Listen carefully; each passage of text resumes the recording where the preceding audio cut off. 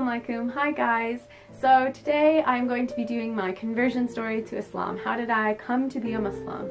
I am going to be doing the quickest story possible. Since it is a very long journey, I will try to keep this short and sweet. So basically around age 15 I began to get sick, and I will be doing a separate video that talks more about my journey to being diagnosed with PFC and Crohn's. But for now, I will just keep it brief on the medical side of things. So anyways, as I got progressively sicker, I had to leave my job in the music industry, and it was very, very devastating to me. Music was my entire life, and it still is a huge part of my life. When I didn't have God, when I didn't have a faith, I firmly believe that God gave musicians their talent to be able to help kids who maybe don't have a strong faith in their life or don't have something else that's there for them, a parent, a loved one, something. Music was that sanctuary. It was that hope. Those lyrics rang true to me. So ever since I was young, I knew I wanted to work in the music industry, and I worked my butt off to get to where I was. And I was doing some incredible tours, and I was having the time of my life, and I met incredible people, and one of which really stood by me during these tough times. We both had anxiety issues, and we would kind of help one another cope with our anxiety while we were on tour. So when I was on my last tour with this friend of mine, I pretty much knew that that was the end, that I wasn't going to get the opportunity to tour after that ever again. And that was devastating. I don't even have the words to explain to you what that feels like.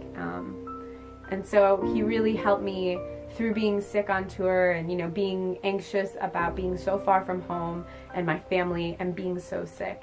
He was there and really helped talk me out of panic attacks and things like that. So I'm eternally grateful for that. And likewise, I did my best to help him through his triggers and different anxious scenarios.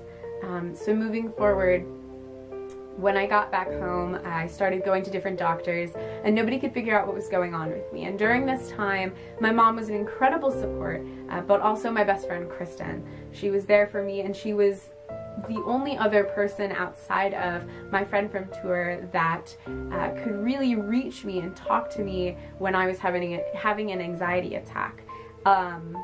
Any of you guys who have anxiety issues know that when somebody comes to you during an anxiety attack and says, "Oh, it's gonna be okay, calm down," you can't just shut it off. It doesn't work that way.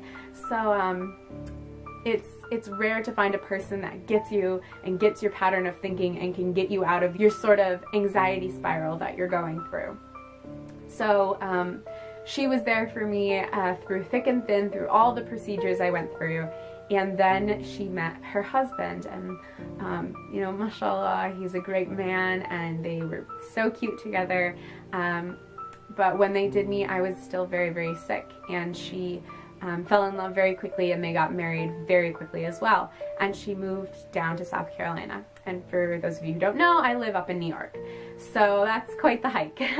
So as she left, that really left me feeling very alone, because previous to that, my friend from the music industry had passed away. He had died in a motorcycle accident, and it left me feeling like I was in this anxiety bubble all by myself. Nobody could get me out of those anxiety spirals that I would start going down.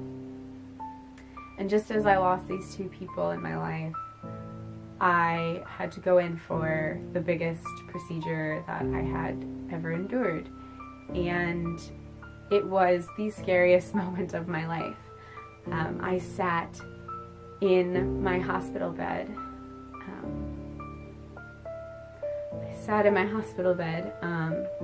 Excuse me for getting emotional about this. And I called his phone and listened to his voicemail. Because I half expected for him to pick up the phone, and obviously he never did. And at that moment in time I realized, Kendall, you're alone. you're alone in this, and not in a negative way. I know that I had family that loved me, but this life, you come into it alone and you will leave it alone. And something clicked in my mind, and I realized that I wasn't in control of this life. This wasn't me holding all the cards. That there was something more. And after I came out of surgery, if you guys have ever had surgery, you've ever been under MAC anesthesia, you know that you don't remember very much from the first maybe half hour of you coming out of anesthesia. I'm sure you guys have seen the funny videos here on YouTube of people talking and whatnot after getting anesthesia. And a couple weeks later after my surgery, my father came to me and he said, "I think I should tell you what you told me when you came out of anesthesia." And I said, "What? Please don't let it be something embarrassing, or, you know, something he didn't know that I might have done when I was younger or something." But he said that when you woke up, the first thing you said was, "I saw him." And I say him because I don't wish to say my friend's name, although many of you may be able to put the pieces together on who he is. I do not want to draw any attention to him or his family. He is simply mentioned because he is such an innate part in this journey of mine. But my relationship with him, I would like to keep completely private and do not wish to gain any sort of acknowledgement for knowing him or anything like that. So just for those reasons, I will keep him nameless in this video. But I said to my dad I saw him. And I just kept talking about him. I said he was okay. And that this is really hard to film, I'm sorry guys. And he told me to make sure his daughter was okay, and that his wife was okay, and just make sure that they were good. And that was really, really hard to hear coming back from my dad. And it really shook me, and it put me into a very emotional place. And I was sad and confused because I hadn't even gotten the chance to go to his funeral or his memorial because we lived on two different sides of the country. So things are still, even to this day, very raw because I haven't had that full mourning process. So anyways, as I was in that state of mind, I came across a line from the Quran that said, "Allah does not burden one with more than they can bear." And that line kind of came at me like a ton of bricks, and I said, wait a second, maybe I've been looking at this all wrong. Maybe I'm given this life because I'm strong enough to live it, because I can do this, and that there's going to be a life after Crohn's, and a life after PFC, and all these tests and surgeries and doctors and pain, that it will one day stop.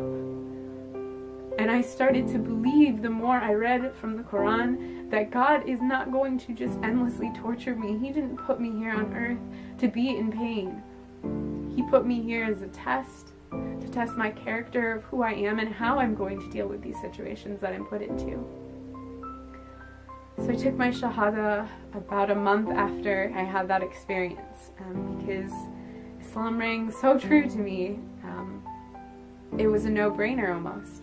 Coming from a Roman Catholic family, my parents were glad that I had accepted God into my life, since previous to this whole experience I had rejected the Catholic background that I'd been brought up on, and was a Leve Satanist, which, before you guys freak out, has nothing to do with Satan. I believed in nothing, basically, in short. So they were happy that I found God, and that God was now a part of my life. But it was hard for my grandparents to accept, and I think the only person in my life that really accepted it was my dad. He was really embracing of it, as was Kristen. After all this happened, Kristen and I did reconnect, and we were able to mend some of the fences that we had broke just in the process of trying to grow our relationship from best friends to now her, you know, having a husband who is her best friend and partner in life.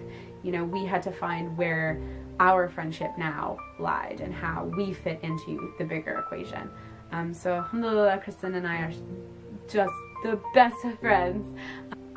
It's been an emotional journey to get to Islam, and if you asked me 2 years ago if I would think that I would be here making this video for you guys, I would have said that you were crazy. But alhamdulillah, I am grateful for having Crohn's. I am grateful for losing someone I loved, in the sense that it made me grow as an individual and become the adult that I am today, and it brought me to God. And I realized that there wasn't anything you could have done to get me to believe in God or a higher power or any sort of religion unless you had broken me down that far, until you stripped me of my job, of one of my best friends, of my tour family, and of my health.